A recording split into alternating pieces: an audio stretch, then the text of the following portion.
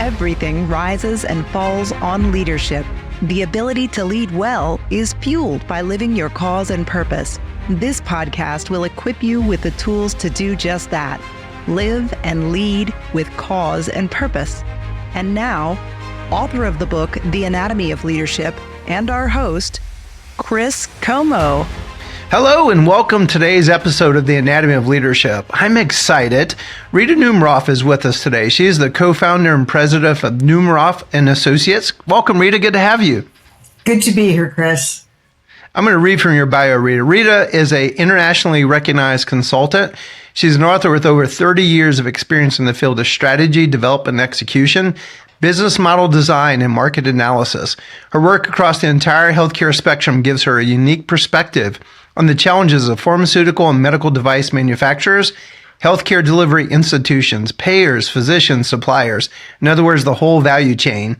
Dr. Numerof has served as an advisor to Congress on issues related to healthcare reform. She wrote the Heritage Foundation's policy paper, Why Accountability Care Organizations Won't Deliver Better Healthcare, and Market Innovation Will. She's the author of 6 books, including Bringing Value to Healthcare, Practical Steps for Getting to a Market-Based Model. One of my favorite ones is the Bringing Value to Healthcare. I have it here. The book outlines a market-based model in healthcare focused on transparency and cost, quality, and payment connected to outcomes that matter. These themes are reflected in her bi-weekly column. If you've not subscribed, we're actually going to make sure we put a link to Forbes, where she offers insights on the business of healthcare. Numerof Associates is based in St. Louis, Missouri. Firm is a strategy and implementation consultancy focused on industries in transition, and it brings more than 30 years of experience working across global healthcare ecosystem, from pharmaceutical, medical device manufacturers, the healthcare institutions, payers, physicians, and suppliers. So Rita, it is an honor to have you on our show. Is there anything I left off that would be important? Oh, I think that was more than enough, Chris. Thank you so much for the gracious intro. I appreciate that. I've really been looking forward to this show. You know, we're living at such interesting times. I remember I first got to meet you was at at the time, National Hospice Work Group meeting many moons ago. Probably 2010, might have been 2008. It's been a while. And now I think where we are in healthcare, very interesting times, changes afoot in so many segments of our economy. And it seems, though, at the same time, healthcare maybe is at an inflection point. I think of like the assassination of the CEO of United Healthcare at the end of last year, just, tragedy. But yet half our country cheered. And, the United States has always been looked to as kind of a setter of moral standards throughout most of history. So for me, it seems like that's a wake-up call for us in healthcare. We rank very low internationally in healthcare outcomes, yet we spend more than any other country. So you've written extensively on how to redesign healthcare based upon value, common sense, and just good market principles. So I basically have 2 questions for you. How do we get so screwed up? Why is it screwed up? And really the ultimate question is, how do we fix this? That's a great set of questions. And we'll begin to, I think, understand it and put various pieces of the puzzle together today, Chris. And there is so much more behind it. But hopefully we'll be able to paint a picture so that listeners will be able to really get a handle on how did we get here, what's wrong, and what's the path forward to be able to fix it. Because I think just criticizing where we are and why we got here isn't going to help anybody.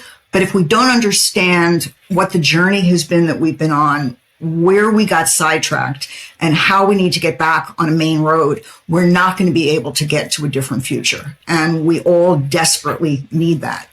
I think the easiest way to answer your 2 questions is that we have a fundamentally broken business model. What we pay for, how we pay for it, drives what we get. And so we are getting exactly what we're paying for and how we're paying for it. So nobody should be surprised that it's broken. The good news is that more people are recognizing that we're not getting value commensurate with what we pay. The bad news is this has been going on for a long time, at least 40 years. The Centers for Medicare and Medicaid Services have been trying to bend the proverbial cost curve. And I will say that there are a lot of industry players, industry stalwarts, names that would be familiar to most of your listeners, are committed to maintaining the status quo. Even though behind closed doors, they will say it's not working, it's broken. But what they do, very interestingly, is they point the proverbial fingers at some other part of the segment. And you mentioned my last book, Bringing Value to Healthcare. My co-author and I took on every segment of the healthcare industry and wrote about how they got to where they are, what was wrong with where they were, and what needed to be changed. I've been interviewed a lot. People have asked, that book is several years old. What, if anything, would you do differently? What would you say differently? And I'm here to tell you that the predictions that we made back then, the guidance that we put in, still holds. And I want to talk through a little bit, Chris, why that is. One of the problems is that the magnitude of the problem has gotten increasingly worse. You've got horrific burnout among clinicians. Burnout is also associated with issues of morale and safety. So our healthcare delivery organizations are in some respects less safe than they were even 30, 40 years ago, not because clinicians want them to be less safe, but because of the way in which the cultures have evolved and the bureaucracy has been imposed and the way in which reimbursement has occurred. These forces have conspired, if you will, to create the conditions in which care is increasingly unsafe. I will tell you that probably about 20 years ago, one of our healthcare delivery clients, a very well-known, major, internationally recognized academic medical center, was a place where we were doing quite a bit of work. And one of the senior officers, essentially the equivalent of a chief operating officer, who had a PhD, clinician by training, said to me in conversation that if I ever needed healthcare services, this is about 20 years ago, to make sure that I had an able-bodied, smart advocate with me at all times who would be able to ask questions and navigate the system. 20 years later, things are worse. So guidance, make sure if you're going to be in a system that you have somebody with you that is in a position to be able to help you navigate and understand what's going on. So there are more errors. Our patients, consumers are certainly not happy with the experience they're getting. And the staff are also concerned about violence that they're experiencing. Used to be such a one-off kind of thing, but you read about this in some local paper almost every day, that there has been violence. So you add to that the issue of safety, creating more protection adds to the cost of delivering services, but it's not really delivering services. So all of this, I think, needs to be seen as symptomatic of things clearly not working. And so from a historical perspective, I mentioned before that we've been trying to bend the proverbial cost curve for over 40 years. So the Centers for Medicare and Medicaid Services, which pays for probably a little bit more than half of the coverage that Americans get through some non-employer-based insurance, has been trying to change this dynamic again for decades. They introduced DRGs, diagnostic-related groups, which I know you're quite familiar with, as a way to reduce costs and move money away from the payment system that had been in place before. The payment system, without getting too technical, was known as usual and customary rates. It's a fancy way of saying that whatever your peer group charges for XYZ services in a given geography, as long as you're within that range, we will reimburse you when you submit the bill. It was kind of a retrospective payment. Services were delivered as long as it was within range. UCR ensured that you would get paid. And so you separated out typically cost and quality. And we had clients at the time in the early 90s saying, we can't do cost and quality, pick one. we can't do both. And so obviously, you know me, and that was obviously a point of challenge and discussion. When DRGs were introduced, it sent shockwaves through the industry. And at the time, I had just gotten my doctorate and came to St. Louis from Philadelphia. I'm sure everybody has picked up the fact that I'm an ex-East Coaster, given my speech pattern. And I was on faculty teaching graduate students health policy, and I had a contract to also write my first book. The one that you referenced, just, FYI, is book number 6, and we're playing around with the idea of doing book number 7. So, public announcement today. At the time I was teaching, I predicted that DRGs were going to lead to poor outcomes, poor coordination, and higher costs, the exact opposite of what CMS and conventional wisdom was basically saying. So most people thought that I had flown in from another planet at the time. And it was something that I had trouble getting my arms around, because from where I sat, the alternative model that I was proposing was pretty straightforward and made common sense. It was a model that focused on transparency and cost and quality. It focused on accountability for care outcomes across the continuum. So not thinking in terms of episodic individual things that people would do to and for patients, but rather look at it across the continuum, and that we would connect payment to outcomes that really mattered. Oh, and by the way, they would be available, outcomes and costs would be available for people to comparison shop, much like we do in every other part of the economy. And so DRGs did none of this. At the same time, another historical point that I think is relevant to where we are today is that people were beginning to recognize that we had a sickness model in this country, not a health and wellness model. It was a sickness model, that people who were providing care and services were paid on a fee-for-service basis. So every time you did something to someone, you got paid. And this practice drove up utilization and costs. So even though there was now a prospective payment system in place to replace the retrospective system, we still were driving up utilization. And at the same time, health maintenance organizations came into the picture. If we have a sickness model, then an alternative might be a health model. And if people could be reimbursed for keeping people well, wouldn't that be a good alternative? Well, logic says absolutely, that would be a good alternative. Except that with the HMO model, we had the same problem that we had with DRGs and fee-for-service. There was zero transparency in cost and quality. There was no connection between payment and outcomes. And in the HMO model, because of the way the payment was structured, as a provider, if you did less for your patients, you made more money. And so that's why I feel so strongly that unless and until we look at the underlying payment model, we are not going to be able to get out of the situation that we're in now. Wow. That's it. There's so many pearls in what you just said.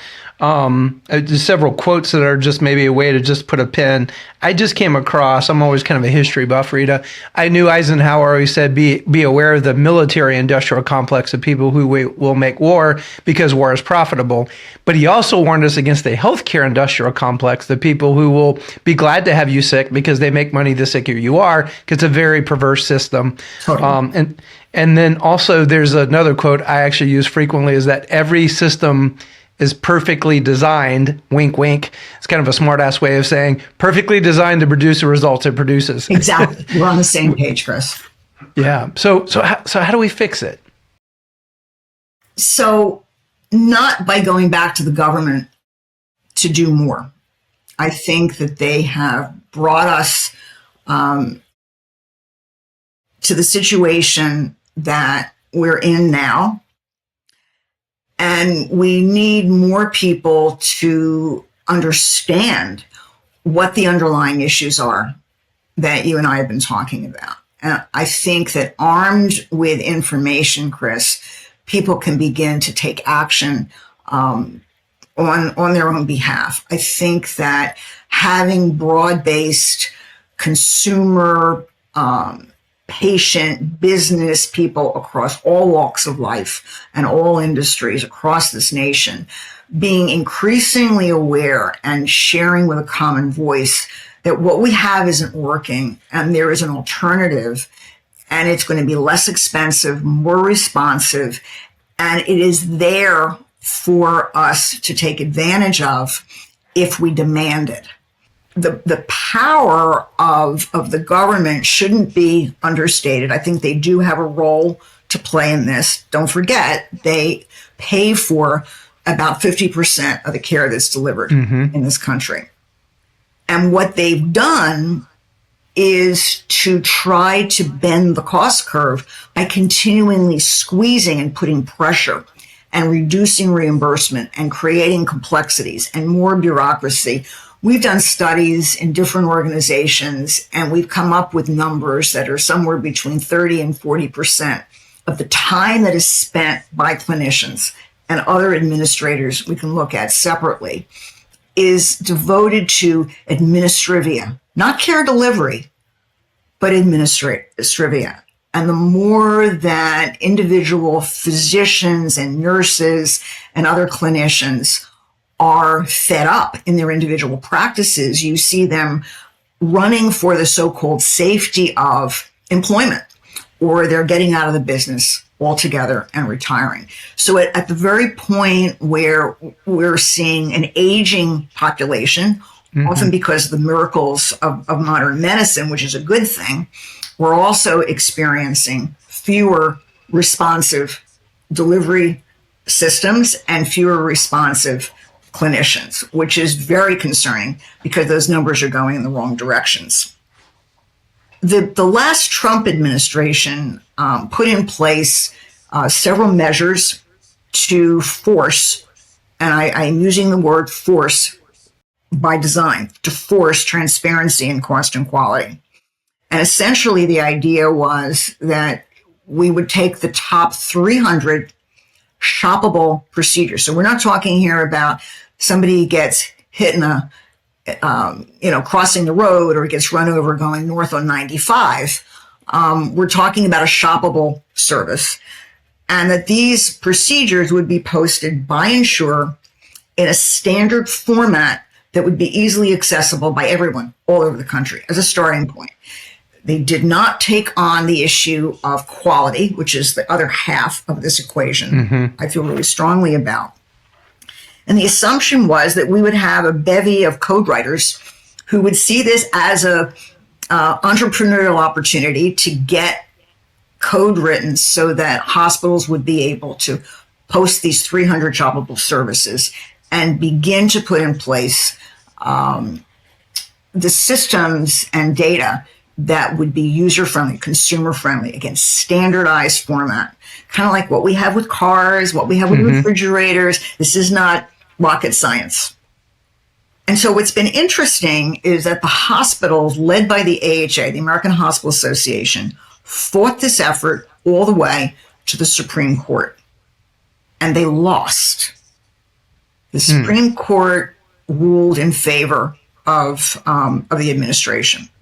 And what case was this, Rita? Because I'm like scratching my head. Do you remember the name of the case? You can look it up. I don't remember the exact name, but it was Trump versus the AHA. And if you're having trouble looking for it, I can get you that information as a follow-up to today's call. And so what is striking to me is this went all the way up to the Supreme Court. They lost. The American Hospital Association lost. And basically the industry said, that's nice, but we're going to continue business as usual. Thumbed its nose at the Supreme Court. And they continued to be not transparent in cost. Wow. We're not even talking about quality here. We're talking about cost. And the fines that were imposed were tepid. So they didn't have a whole lot of clout behind them just in terms of the magnitude of the money.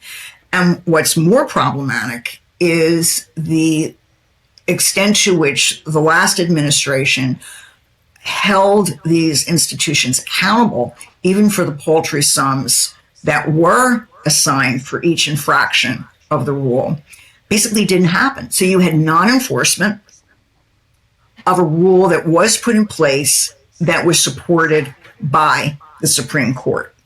And so the simple requirement about basic transparency and cost was something that the industry would not embrace. It wasn't that they couldn't, they would not embrace. And so what we need, I think, is clearly a market-based model that would allow transparency, would force transparency in cost and quality, accountability for outcomes across the continuum, with payment that would be specifically tied to outcomes that matter to us as consumers. Thank you to our Anatomy of Leadership sponsor, Dragonfly Health. Dragonfly Health is also the title sponsor for Leadership Immersion courses. Dragonfly Health is a leading care-at-home data, technology, and service platform. With a 20-year history, Dragonfly Health uses advanced technology and robust analytics to manage durable medical equipment and pharmaceutical services as part of a single efficient solution for caregivers, patients, and their families. The company serves millions of patients annually across all 50 states. Thank you, Dragonfly Health, for all the great work that you do. And it would enable competition. One example of how that competition would be enabled is by posting services. You would think, Chris, that any business would want to talk about its outcomes and let the near world know about how good the quality and relative cost was. And I'm not talking here about getting to the lowest cost, but it's an issue of how we make decisions about value for myself. And so I think the government does have a role to play in establishing expectations for transparency, for proof of outcomes, but that's only going to come if Joe and Sally consumer really advocate for this alternative.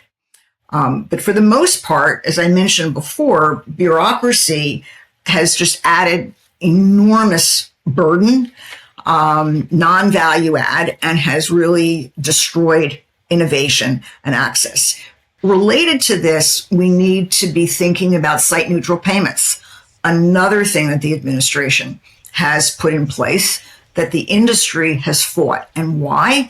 Because it is looking for every nickel and dime it can possibly get. And that gets back to the problem of reimbursement being squeezed so low. So those are some of the things that I think are going to be really important.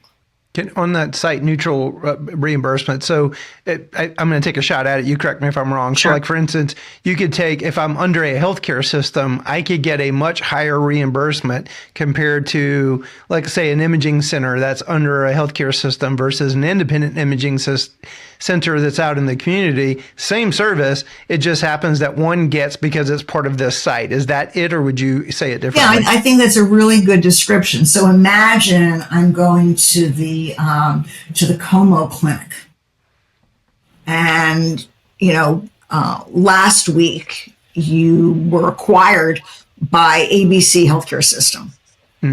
And so I know what the fees have been. I know what my copay has been. I've been seeing you for years. All same clinic, same staff, same everything. You all know me by name. You know exactly what I'm going to come in for. And then all of a sudden, my copay is 20% higher than it was last week.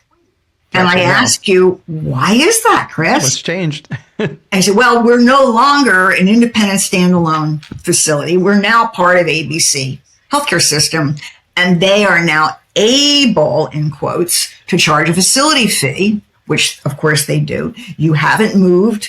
Your location isn't different from what it was before. All you've done is sell your practice to the system, and they now make more money. And part of the driver for buying up practices around the country is to be able to do just this. Let me, I want to go back to several things you said, and I think all of this is kind of shaping, like, where do we go? One statistic I bumped into, and I can't remember, it was in a call. So I get to do this, but I actually have a day job where I'm actually working in healthcare every day. And I think the statistic was before 2020, the mix was 90% was paid either through government funded, commercial insurance, employer provided healthcare, 10% by individuals. But now today, that's something like 65-35. Does that square with the data that you have?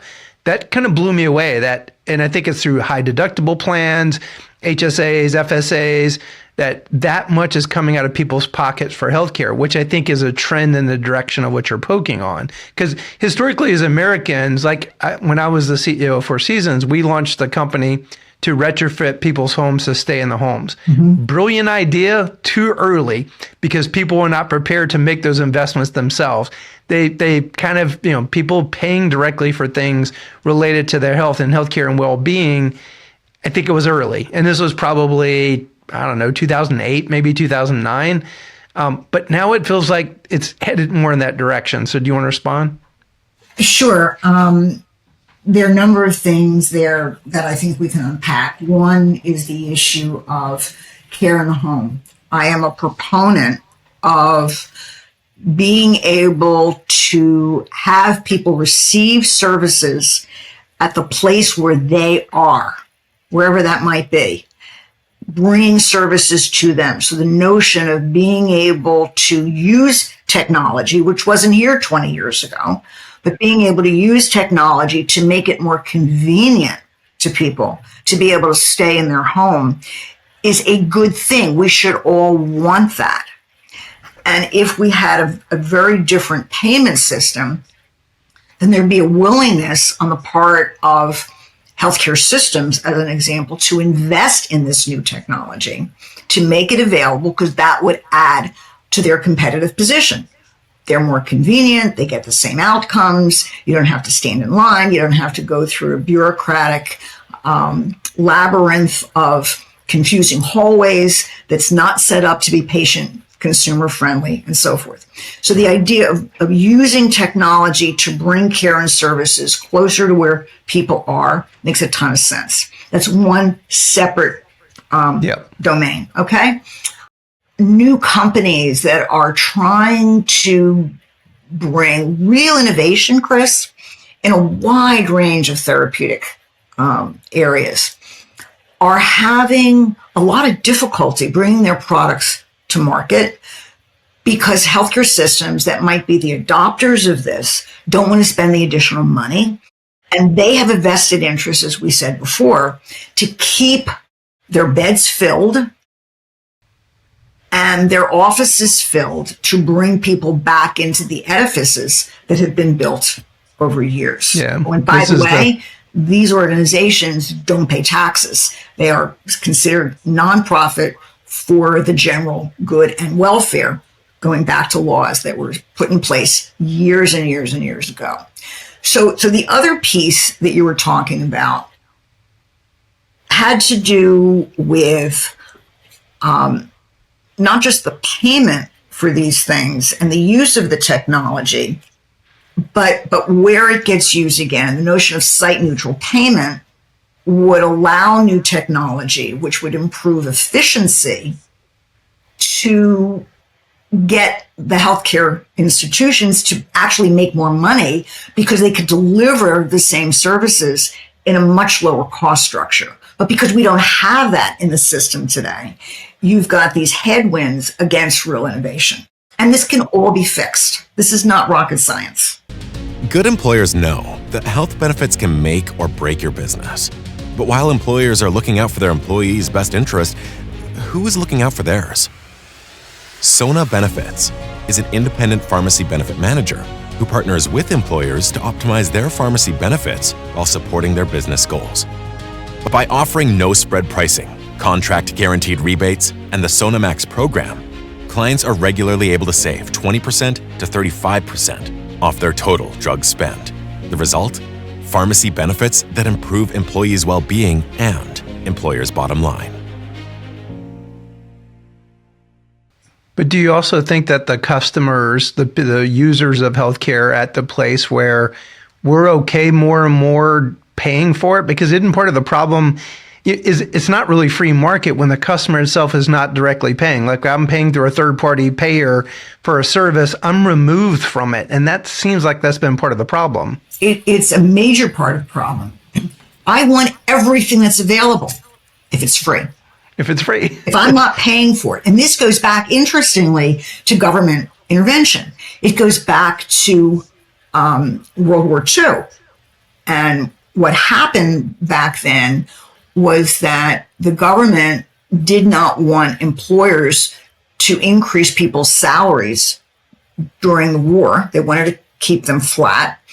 And as a benefit, quote unquote, employers began to offer health care. And at the time, life expectancy wasn't nearly what it is today. And so it wasn't either expensive, and it was for not first dollar coverage back then, but for more catastrophic stuff. I remember as a kid going to a pediatrician's office, and all of that was out of pocket. That was not covered by insurance.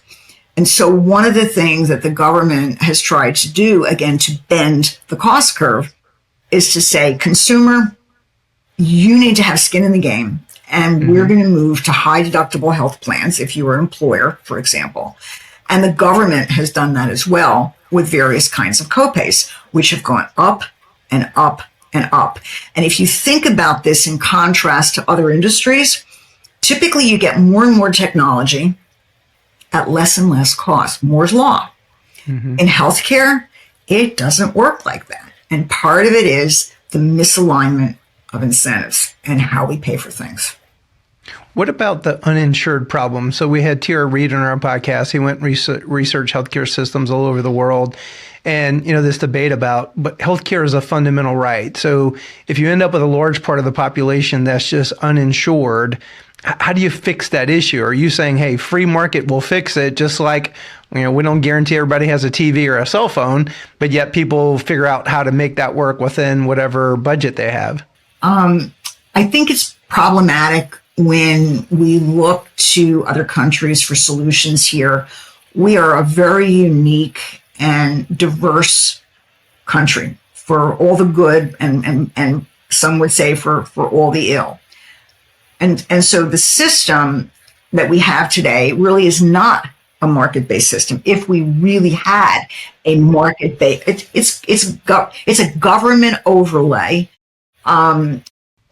with lots of problems associated with it. So to call it a market-based system today is absolutely a misnomer. My guidance is we need to build a market-based system that is centered on the patient consumer. Looking at other models in other countries, it is difficult, and extrapolating from those because they have different social systems. They've got different social programs. There are different requirements for access. Years ago, when we were doing this work, looking at the time, the UK as an alternative model, people were arguing we should just adopt what the United Kingdom has done and create that. That will not work in the US. Yeah, I argued against that. Yep, and one of the examples that really stuck in my mind is one of our colleagues from the UK talked about really needing a knee replacement. And he had lots of money and position of power. And he basically was given a cane and Tylenol and put on a waiting list that would take somewhere between 2 and 2.5 years before he would get that. So we have become accustomed in this country to getting what we want when we want it. And somebody else, to your point before, has typically paid. And so we as a society need to have a conversation, and I'd love to be part of it, about what is a baseline legitimate right, if you will, for everybody. I have a personal view that a good society is in part marked by how well it takes care of the people that can't take care of themselves. Amen. Actually, there's historical backup for that. I'm a bit of a history geek, and Tolstoy researched every civilization in mankind. That was the number one indicator whether that civilization survived. So I'm glad I'm on the right side of history on that one, Chris, and that we're on the same page. And I feel very strongly about it. And I think it's also rooted in religious values and practices and so forth. Mm-hmm. But then what does that mean? I need transportation. So do I have a bicycle? Do I walk? Do I go by public transportation? Can I afford a car? What kind of a car am I going to buy? And so there are different kinds of things. And we can get into other aspects of our economy in terms of access to internet and a variety of other things that are really critical from a security standpoint. And I think the pandemic, which should have been a wake-up call to the healthcare industry in terms of we need a different model here, boys and girls. And I was hopeful that they would move more to a population-based, accountable for care across a continuum model. But the government bailed them out and gave them funding so that they could continue to do what they were doing before. And so we are looking now at closures in rural hospitals all across America, which is very concerning. And I'm not saying we need to have a, tertiary care facility in every rural community around the country. That would not make any sense from a cost standpoint, but it wouldn't make any sense from a clinical quality standpoint either. If you're not using these services and doing these procedures in a regular way, you're not going to have the same kind of quality outcomes that you would if you're doing it all the time, every day. So you could use technology to enable care to be delivered remotely. You can have certain kinds of clinical settings within these communities for emergent care. I'm a farmer. I ran into a problem with my tractor and my finger needs to be put back in place. And the list goes on and on and on. And you have to have those kinds of services available where people are. And so there are lots of different ways to meeting the needs we have. We just need a different model, a conceptual framework. And most people have trouble conceptualizing it. Let me pick on the insurance companies for a little bit. I think I had shared this with you in some of the pre-notes. Medicare has about 3% of administrative costs. I've not forgotten your quote earlier about how much time they spend in things that are non-value added. But from an administration of the program, Medicare is 3%. The commercial insurance companies are 20%. So that's one reason why we spend so much, is it gets sucked into what was on that bullet: deny, depose, defend. And so how do you respond to that? Like, my personal feeling is, what value do they add to the system today? If you look at like PBMs or other aspects, do they really add any value? So you're just creating more complexity, and things are sucking value, making it. One of my first nurse mentors, Rita, she was a nurse in the finance department, and I couldn't understand why they put a nurse in the finance department. And she told me this story. She goes, yeah, finance and clinical don't communicate. So we came up with a great solution. We put a nurse in the finance department. And I'm sitting there going, what the heck? And she goes, you see, Chris, we that's an ambulance and a curve. And she told me this parable about this horrible curve. The town couldn't fix the curve, so they came up with a great solution. They put an ambulance in the curve. So to this day, we use that parable that's healthcare. We don't ever fix the issue. We just kind of throw an ambulance in the curve. So it feels like insurance companies, the whole prior authorization, all those processes just create friction that aren't really solving the problem. Well, I think there's a lot of truth in what you're saying. And when I talk about changing the business model in healthcare, it's not just for healthcare delivery. It's changing the entire ecosystem and all of the segments that feed into the problems. We as consumers need to take more accountability for our health. We are also responsible for the outcomes that we get or don't get. And so we need to stop pointing fingers at all the different segments and say, I'm doing fine, thank you very much. If you would change, we'd have a much better system.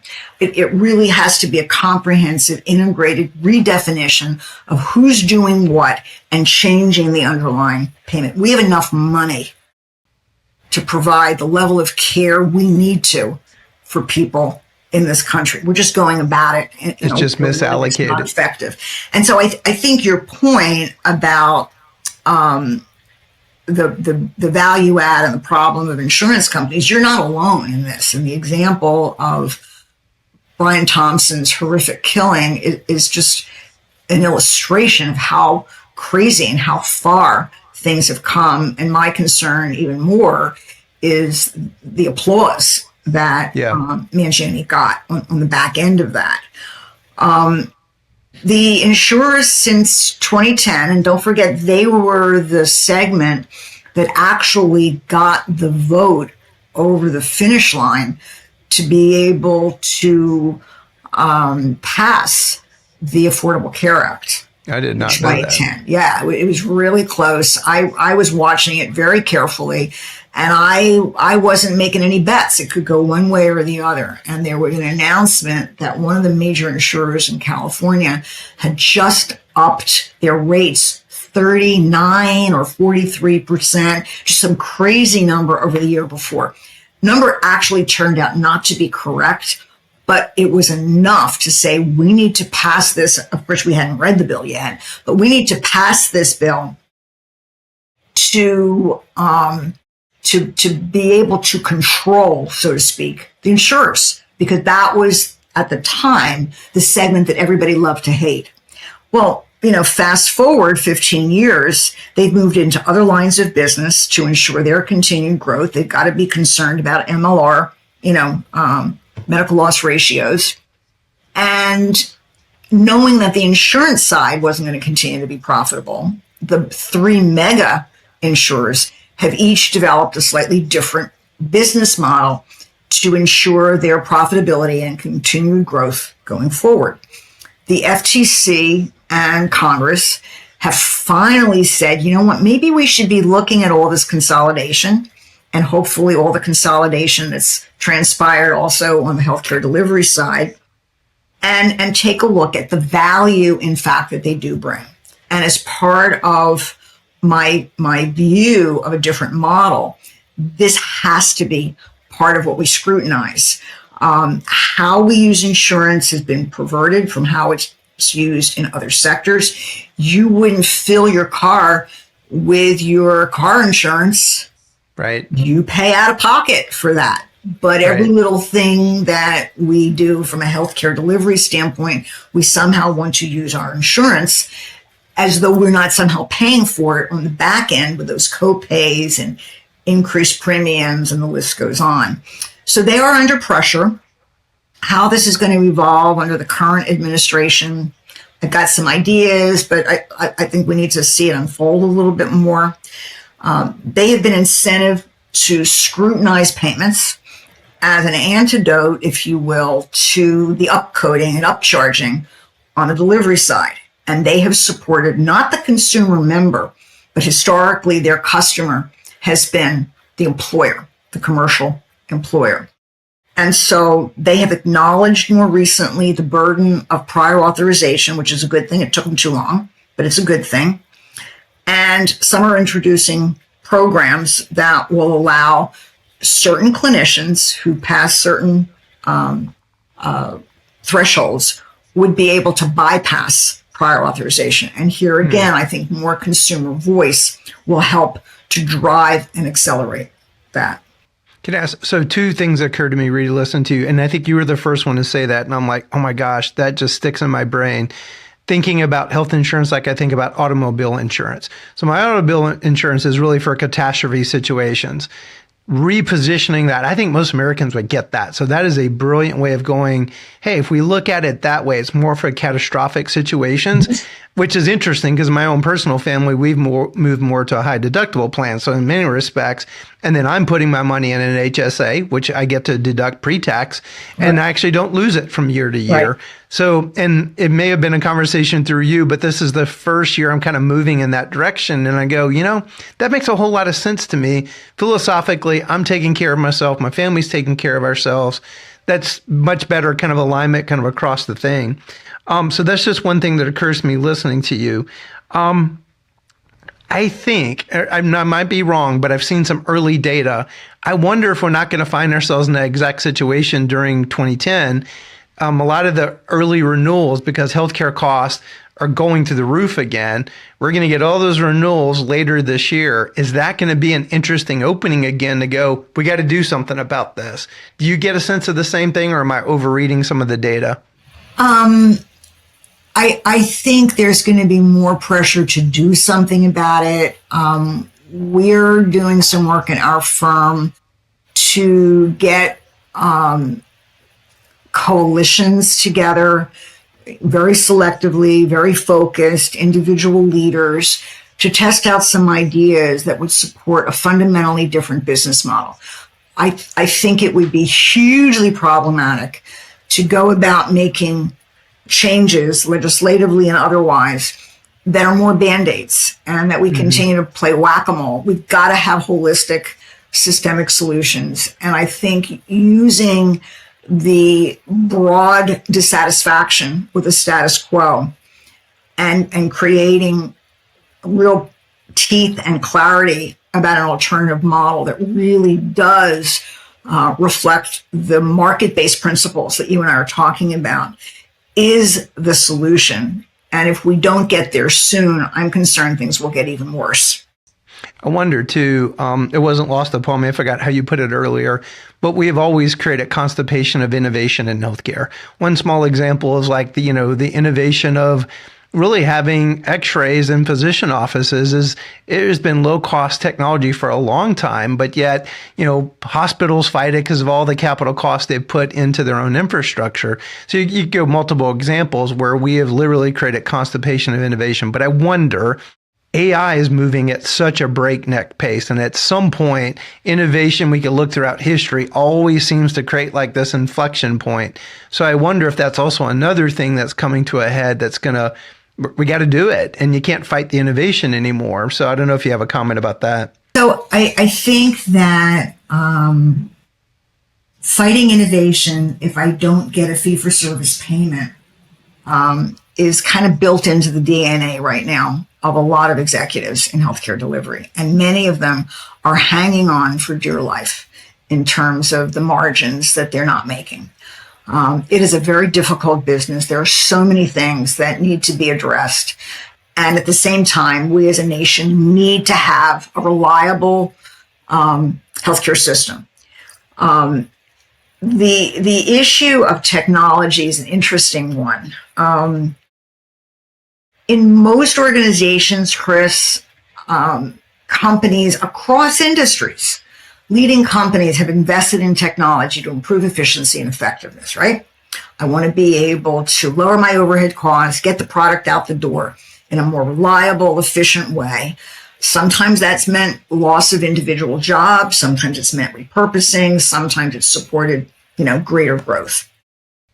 The use of technology, other than medical technology to do x-rays or to perform surgical procedures and diagnostic procedures, the list goes on. But the use of technology and AI to improve core processes across the board and create new standards has not been employed in most healthcare delivery organizations. This is fascinating to me.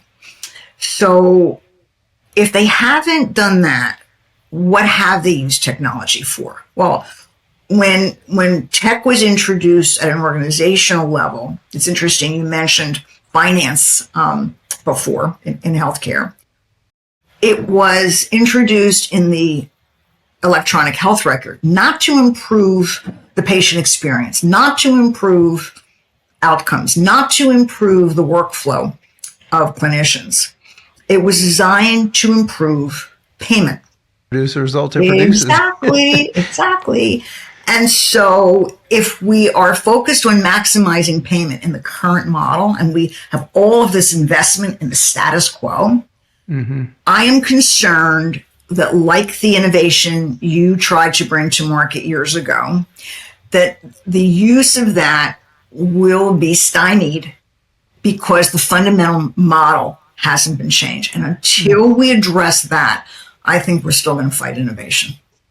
This is incredible. You and I could keep going back and forth, but I want to give you an opportunity to kind of land the plane. But I'll throw this out. Have you seen the One Medical commercials? The Amazon, the whole primary care practice. I just saw my first one like literally 2 weeks ago and I was pretty blown away. If our listeners haven't seen it, it's a pretty incredible commercial. The mom and dad and the kids are on vacation and the kids are screaming ready to go out to the beach and dad's got flu or something in bed and mom's like, you got to get out of bed and go with them. And she's like, here, and he could actually set up his One Medical via Amazon. And then if he needs his prescription, just like our typical interaction with Amazon, it paints a beautiful picture. And so I'm curious what your thoughts are about that. And that might be an interesting segue to let you land the plane on, like, how do we fix this? Like, the more you talk, I'm thinking, God, this feels like Mission Impossible. So I am very optimistic. I am not giving up on this. It is a daunting challenge. And I think that we have more opportunity, Chris, to address these underlying problems than we ever have in the last 40 years, because more and more of the body politic have come to the conclusion that this isn't working and there are alternatives. I think the One Medical example of what you should and could expect from a healthcare system is a great example of what's possible. And I think there are more and more of those out there. We need the legislation, the payment models to catch up with where technology and innovation are. So if Rita was queen for a day and they came to you and said, Rita, just basically write the slate that would fix it all, what would you do? Do we have time for another show, Chris? We could actually totally do I'd love to do a part 2. What, you want to leave a teaser? All right, we could do that. What I would say is I would love everybody to read my Forbes articles, comment on them. You don't have to like them. You don't have to agree, but let's have conversation. Forward them on, send them on. You showed my last book, Bringing Value to Healthcare, Practical Steps for Getting to a Market-Based Model. The elements of what we need to do differently there, Chris, are outlined there.